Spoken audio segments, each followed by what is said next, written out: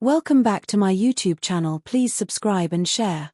The Great Hall of the Kael'tor Council smelled faintly of scorched metal and antiseptic, a reminder of how war and disease had crept into every aspect of life. Commander Rainer Velker stood rigid before the gathered elders, his clawed hands clasped behind his back, his armor polished though its edges showed the wear of a dozen campaigns.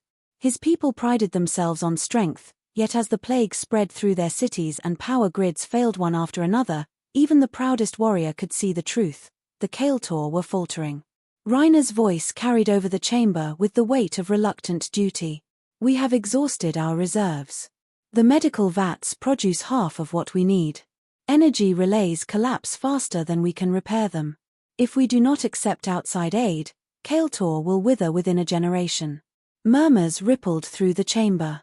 The suggestion was unthinkable to many. For centuries, the Kael'tor had stood apart, refusing charity from neighboring empires, fighting their battles with honor and enduring their losses in silence. But silence had not stopped the sickness, and honor did not power water pumps. An elder, draped in the robes of tradition, hissed across the hall. You would have us beg? Who among the stars would help us, save to chain us in debt? Rainer did not flinch. He had fought Drexen marauders, seen fleets burn, and heard the cough of infected children. The shame of asking for help weighed less than the thought of watching his species collapse. We send a message to Earth, he said. The reaction was instant. Laughter from some, outrage from others. Earth, the young world on the fringe of galactic maps, barely a century into interstellar travel. A place most dismissed as raw, provincial, and naive. What aid could they possibly provide? Rainer let the noise crest, then fall. They are unaligned. They owe no debts to our rivals. And reports suggest they are resourceful. The last word tasted strange on his tongue, as if conceding admiration for a primitive. But he had read the intelligence. Humans built colonies where others had failed, repaired ships from scrap others discarded, and endured climates thought unlivable. Perhaps desperation had sharpened them in ways the Council refused to acknowledge. The Council voted with grim reluctance. The message was sent into the dark, an admission of weakness sealed in tight, formal phrasing. They asked for medicine. They asked for spare components to stabilize failing grids. They asked for food to hold the weakest through the winter storms. Nothing more. Rainer expected silence. Or worse, an offer with hidden terms, a chain disguised as charity. What came instead was swifter than he could have imagined. The reply arrived within 2 days, not from bureaucrats or merchants, but directly from Earth's fleet command. The human voice that spoke through the transmission was deep, measured, and clear. This is Captain Elias Grant of the United Earth Stellar Forces. Your message was received. Relief assets are already en route, medical teams, engineering detachments, and civilian support units. Estimated arrival, 72 hours. A protective fleet will remain in orbit to ensure operations are not disrupted. You are not alone in this. The chamber had fallen silent at the words. A fleet. Engineers. Medics. Within days. Such coordination was unthinkable from a world most considered irrelevant. Rainer listened to the message 3 times before shutting it off, each repetition deepening the same unease. Why would they commit so much, so quickly? When the first human vessels broke through the clouds, Kael'tor citizens gathered in the streets to watch. Sleek grey hulls cut across the skies in tight formation, engines burning blue with precision that spoke of military discipline. Dropships descended in steady rhythm, their landing gear deploying with mechanical grace. Rainer stood on the balcony of the military quarter, eyes narrowing as the first ramp extended to the soil of Kael'tor. Out stepped men and women in uniform, their faces uncovered, their movements purposeful. At their head was Captain Grant himself, tall and broad-shouldered, his presence calm rather than domineering. He greeted Rainer without bowing, without arrogance, simply extending a hand in human fashion. Rainer hesitated, then clasped it, feeling the surprising strength in the man's grip. Commander Velker, Grant said. We're here to keep your people alive. The rest can wait. There was no speech about repayment, no demand for tribute, no veiled threat. Only that single sentence, delivered with the certainty of a soldier who had long ago accepted hardship as his lot. Within hours, human medical units deployed. Mobile triage tents rose in the city squares, humming with machinery that scanned, diagnosed, and treated in minutes what Kael'tor healers struggled with for weeks. Children once marked for death sat up after injections, fever fading from their eyes. Engineers in orange and black exosuits swarmed over failing reactors and broken pumps, replacing cracked conduits with modular systems they carried in crates no larger than a soldier's pack. The people whispered. Not of conquest, not of exploitation, but of miracles. Reiner, watching the rhythm of human labor, could not find the shape of it in his mind. They moved with the unity of a fleet in battle, yet every task was directed not toward war, but preservation. At the council meeting that night, one elder spat in disgust. They bring soldiers and ships as well. Do not be fooled. They will claim protectorate status before the season turns. Reiner said nothing. The human fleet was visible even now in orbit, a wall of metal against the stars. It would have terrified him once, to know another species had committed so much force at their doorstep. Yet when he had looked into Captain Grant's eyes, he had seen no hunger for territory, no glee of dominance. Only the grim resolve of one who understood fragility. Still, unease coiled in his chest. No species gave so freely without reason. He resolved to learn their true motive before this ended. That night, as the city lights flickered back to life under human repair, Reiner stood on the balcony once more. He watched supply lines snake through the streets, human medics walking among his people with calm assurance. In the skies above, Earth's fleet glimmered like a watchful constellation. The Kael'tor had asked for supplies. They had expected scraps. Instead, they had been met with medicine, engineers, and the silent promise of warships standing guard. Reiner clenched his fists against the railing. Whether this was salvation or the first step toward a new dependence, he could not yet say. But one truth already pressed on his thoughts: humanity was nothing like what the Council had believed. And he suspected the galaxy would soon learn that as well. The city of Kael'tor did not sleep the night the humans arrived. Where once the streets had echoed with coughing and despair, now strange vehicles rumbled through the avenues, distributing supplies with mechanical efficiency. Towering medshafts glowed white against the gloom, drawing the sick like moths toward light. For the first time in months, the air carried not the stench of decay, but the sharp scent of sterilization. Commander Reiner Velker moved among the crowd, his presence steadying, though his mind remained restless. The first human he encountered beyond Captain Grant was a physician named Marcus Hale. Tall, lean, and sharp-eyed, Hale carried himself with the poise of one who had witnessed far too much suffering and refused to grow numb. He spoke with clipped precision, his words efficient yet never cruel. Reiner observed him kneel beside a feverish child, examining her with a handheld scanner. The device chirped softly, and within seconds Hale administered an injection. The girl's shallow breaths deepened, color creeping back into her face. The mother wept openly, clutching Hale's hand in gratitude. Hale accepted the thanks silently, then moved to the next patient. Later, when Reiner approached him, Hale rose to meet his gaze. The pathogen mutates quickly, but it isn't beyond control. Your healers did well to hold it this long without advanced sequencing. With what we brought, we can stabilize the majority within days. His voice carried certainty, not arrogance, as if this were a battle he had fought countless times before. You risk infection yourself, Reiner said, noting the absence of heavy protective gear. Hale's expression hardened, though his tone remained calm. Risk is part of the work. We don't treat from a distance. If we stand apart, people lose hope before they heal. The words lingered long after Reiner left him. Hope, he thought. A weapon as strange as it was potent. In the industrial quarter, another figure made his presence felt. Chief Engineer Daniel Ross had already earned a reputation among the Kael'tor Laboris within hours of his arrival. Where their own technicians hesitated, Ross threw himself into collapsing infrastructure with fearless energy. His exosuit groaned as he hauled conduits aside, sparks scattering across his visor. He spoke little, preferring to demonstrate solutions with his hands. When a relay station threatened to buckle, he rigged a bypass from salvaged parts, restoring power with a triumphant shout that carried through the district. Reiner confronted him amid the chaos, unsure what to make of such reckless confidence. "You do not ask permission to alter our systems," he said, voice cold. Ross grinned beneath the smudges of grime. "Permission slows the work. You called for help, Commander, and help doesn't wait for paperwork. I patch what's broken, then I fix it properly. That's how we keep people alive." The bluntness struck Reiner like a blow. Among his own people, deference to rank and ritual slowed every repair, every cure. Here was a man who would rather apologize later than let a system fail. It was undisciplined, perhaps even disrespectful, but Reiner could not deny the results.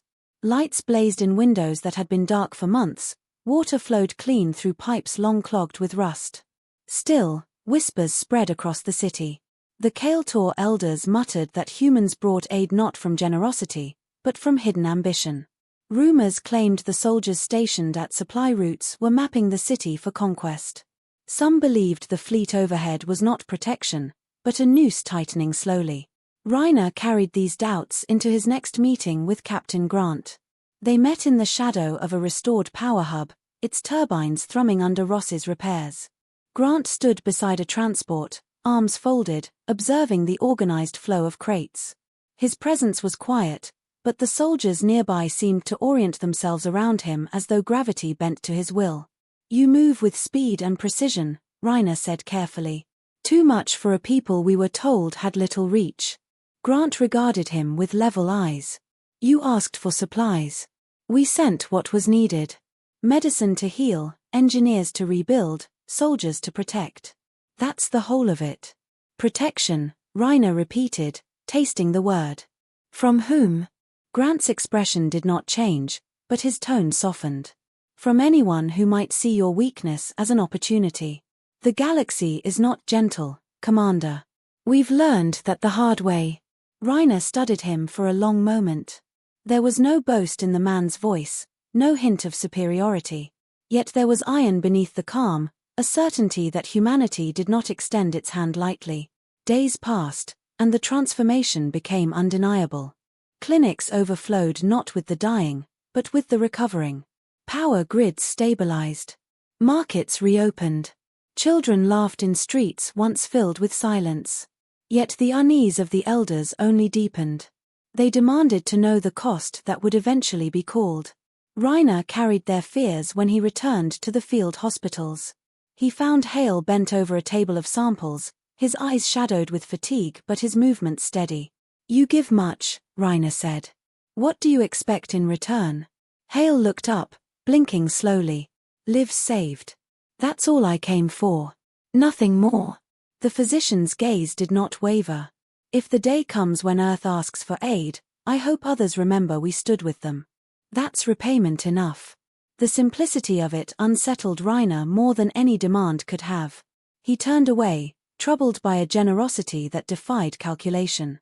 That night, standing once more on the council balcony, he watched the horizon glow with the lights of repaired grids. For the first time in years, Kael'tor gleamed against the darkness. Yet above, the human fleet hung like silent sentinels, their outlines sharp against the stars. He could not shake the thought that such power never came without reason. The unease hardened when the early warning towers lit up crimson. Long-range scans reported foreign signatures entering the system, their formations unmistakable. Drexen warships. Predators drawn to weakness, opportunists who had bled Kael'tor for generations. The council panicked, demanding evacuation of the humans before their presence provoked retaliation. Reiner remained still, eyes fixed on the crimson markers climbing across the star map. The Drexens had come to claim a prize. And humanity, untested in the eyes of the galaxy, now stood in their path. The first Drexen ship bled into the system like a shadow cut against the stars, followed swiftly by 5 more.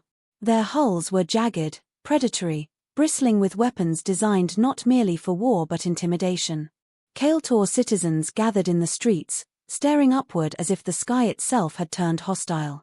The air grew thick with dread, and old memories of burned colonies clawed their way back into thought.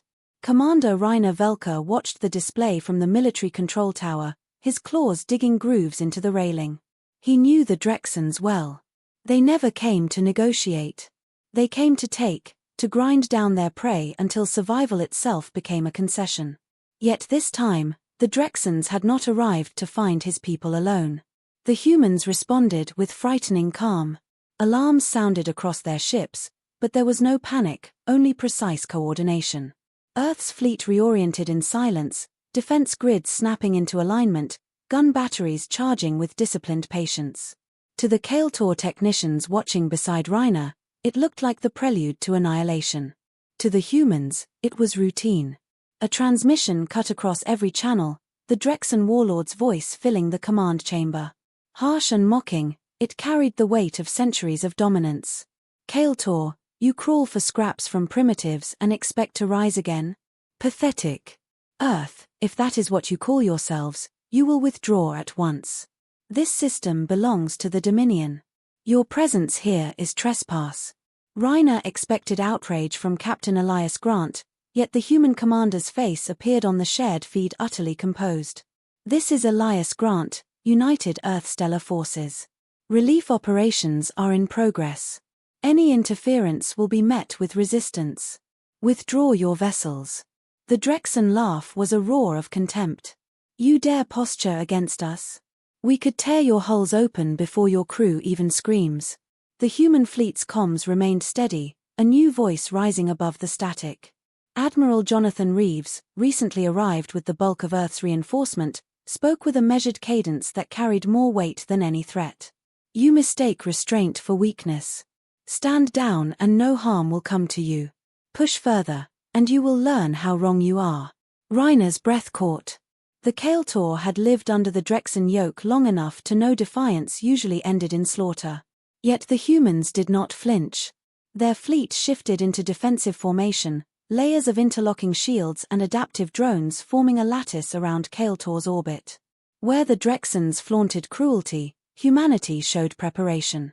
Below, the city buzzed with rumors. Elders demanded immediate withdrawal of the humans before Kael'tor became the battlefield. Citizens, though, clung to the sight of Earth's fleet overhead, a barrier they had never known. Some whispered that perhaps these outsiders were not saviors or conquerors, but guardians. Reiner could not yet decide. He sought out Marcus Hale, finding the physician in the triage tents, sleeves rolled back, his face worn with exhaustion. You've heard, Reiner said. Hale did not pause in his work. I've heard. Doesn't change my duty. People are still sick, and they don't stop needing care just because warships appear in the sky. The simplicity of it unsettled Reiner. The Drexens gloried in conquest. His own people gloried in honor. The humans, it seemed, gloried in endurance. Later, in the industrial quarter, Daniel Ross oversaw the stabilization of another relay grid. Sparks showered around him as he tightened the last connection, lights flooding the sector with a brilliance not seen in months. When Reiner arrived, Ross only shrugged. If the Drexens cut power, people panic. If they panic, they're already defeated. So, we make sure the lights stay on. Fear's harder to fight when the dark closes in. Reiner realized then that every human action, from the fleet's formations to Ross's patched cables, stemmed from the same root: deny despair, no matter the cost. The tension escalated when Drexen ships advanced, breaking formation to probe Earth's defenses. Alarms flared across the fleet. In the control tower, Reiner watched Admiral Reeves stand unshaken, issuing orders in calm succession. Human vessels responded with flawless coordination, repositioning in seconds, their weapons locking with eerie precision onto Drexen hulls. Yet they did not fire. Reeves opened a wideband transmission. We are not here for conquest. We are not here for war. But if you cross the line, if you threaten those under our protection, you will not leave intact. Choose carefully. The words reverberated through the chamber like a silent verdict. The Kael'tor staff stared at the screen, waiting for the inevitable storm. The Drexens, accustomed to instant submission, hesitated. Their arrogance had always been met with fear, not defiance delivered without fury, without bluster, only conviction. Reiner felt his own chest tighten. For the first time, the thought crossed him that humanity might indeed hold the balance. They did not posture as the strongest, but as the most unyielding. Outside, the Drexen fleet loomed closer, their weapons bright against the void. Human ships mirrored them, shields glimmering like a wall of steel stars. It was no longer a question of if a clash would occur, but when. Reiner could see the terror spreading among his people as rumors ran wild. He imagined the streets filled with panic, markets emptying, families preparing for another cycle of subjugation. Then he imagined the humans, standing their posts as if the outcome were already decided. The contrast cut deep. When the Drexen warlord finally spoke again, it was with anger barely masking uncertainty. "You shelter weaklings, human. That makes you weak as well. We will crush you both." Admiral Reeves leaned forward on the command dais, his voice sharp as steel. "Try." The line cut, and the chamber filled with silence heavy enough to choke. Engines roared above the atmosphere as fleets shifted into striking distance. Reiner's claws dug deeper into the railing, the metal screeching beneath him. The Drexens were not bluffing. And the humans, impossibly, had called that bluff with nothing but steady eyes and patient silence. The stars themselves seemed to hold their breath. The void flared with light as the Drexen fleet advanced. Hulls bristled with weapons, energy lances igniting like the claws of predators ready to strike. The Kael'tor Council chamber echoed with frantic debate, demands for retreat, calls for surrender, but Commander Reiner Velker ignored them all. His gaze remained locked on the tactical display, where two lines of ships hovered in perfect opposition. His people had seen this image before, always with the same ending, Kael'tor broken, Drexen victorious. But this time, the humans stood between. Admiral Jonathan Reeves occupied the human command chair as though carved from the same alloy as his ship. He gave no rousing speech, no threats of vengeance. His orders came clipped and calm. Hold formation. Shields full. Weapons hot. Do not fire until my command. Patience radiated from him like a second skin. Where the Drexens moved with aggressive swagger, human vessels moved with discipline born of long preparation. Each ship locked into its place, drones weaving between them in arcs of silent calculation, forming a lattice no Drexen weapon could break easily. The warlord's image returned to the tactical feed, his eyes burning with fury. "You court destruction, Earth. We are the Dominion. No one defies us." Reeves's expression remained stone. "You mistake our restraint for fear. We are here because Kael'tor asked for aid. Strike them, and you strike us. Strike us, and you will regret it." The words carried no theatrics, no raised voice. Yet they landed with the weight of iron. Reiner had seen warriors roar themselves hoarse to inspire armies, but this quiet certainty struck harder than any battle cry. The Drexens tested the line. A cruiser broke forward, weapons flaring. Energy slammed into the human shield wall, blazing across the lattice of drones. The grid absorbed the assault, flexing but holding. Within seconds, counterfire lanced out not to destroy, but to cripple. Precision beams carved into the Drexen cruiser's engines, leaving it dead in space, its weapons silenced without loss of life. Gasps rippled across Kael'tor's chamber. The impossible had occurred, a Drexen ship disabled, not destroyed, by what seemed surgical intent. Another Drexen vessel moved, then another, probing for weakness. Each time the humans met the attack with exacting response, disabling thrusters, stripping weapons, leaving the ships helpless rather than wreckage. It was not war as the Kael'tor understood it. It was demonstration, cold and deliberate. Reiner's claws loosened from the railing as realization sank into him. This was not reckless defiance. This was mastery. The Drexen warlord snarled across the comms, his pride unraveling with each failure. "You play at mercy, but mercy is weakness. Finish us if you dare." Reeves leaned forward, his voice lowering to a blade's edge. "We don't slaughter needlessly. We don't conquer for pride. But understand this, we are not weak. We fight only when forced, and when we fight, we finish it." The silence that followed was louder than any cannon fire. For the first time in living memory, the Drexens faltered. Their fleet withdrew, engines burning hard, dragging their crippled vessels behind them. No further threats, no promises of return, only the bitter retreat of predators denied their kill. Kael'tor's skies cleared. Humanity's fleet remained in perfect formation, shields steady, weapons cooling. No cheer erupted from their ranks, no cries of triumph. To them, it was duty fulfilled, nothing more. Reiner felt his chest ache with emotions he had not allowed himself in years. Relief, yes, but something deeper, more dangerous. Admiration.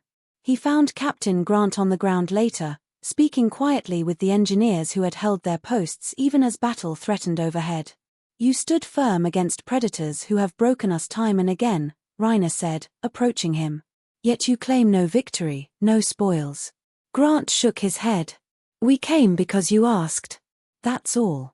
And if you had fallen, then we'd have fallen doing what mattered." The human's gaze was steady, almost weary. "Survival means nothing if we only look inward. Alone, we'd all fail sooner or later." The simplicity of it tore at Reiner's cynicism. Where empires demanded tribute, Earth offered solidarity.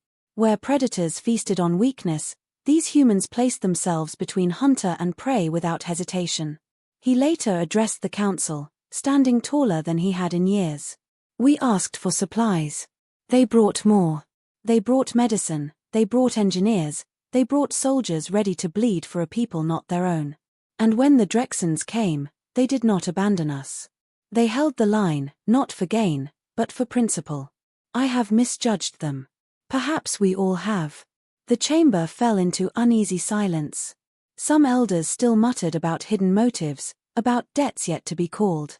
But others, especially the younger councillors, looked outward with new light in their eyes. That night, Reiner walked the streets of his city. Children chased each other through alleys lit once more with steady power. Families gathered in markets where fresh food replaced ration paste. Human medics still moved among them, calm and tireless. Above, the human fleet lingered, silent and watchful, their silhouettes sharp against the stars. Reiner paused, tilting his head skyward. For the first time, he did not see those ships as threats. He saw them as kin. When Admiral Reeves prepared to depart days later, Reiner stood with him on the launch platform. The human extended his hand. Reiner clasped it without hesitation, his claws careful, his grip firm. "You saved my people," Reiner said. Reeves's eyes narrowed slightly, as though the compliment were a burden. "No. You asked for help, and we answered. Someday we may ask the same. Remember this moment when that day comes." The fleet rose slowly, engines igniting with controlled brilliance, lifting toward the void. Reiner watched them vanish into slipspace, leaving only a shimmer in the sky. The city behind him hummed with renewed life, the first true pulse of survival in years. He stood alone for a long while, the words echoing in his mind. They had not come to rule, nor to exploit, nor even to claim gratitude. They had come because survival was a shared burden, and because, in their strange, unyielding way, humans refused to let despair consume those who reached out. Reiner breathed deeply, the air clear for the first time in months. "We asked for supplies," he whispered to the night. "They sent salvation." And across the stars, he knew, the story of Earth's stand would spread. The galaxy had underestimated humanity. It would not do so again.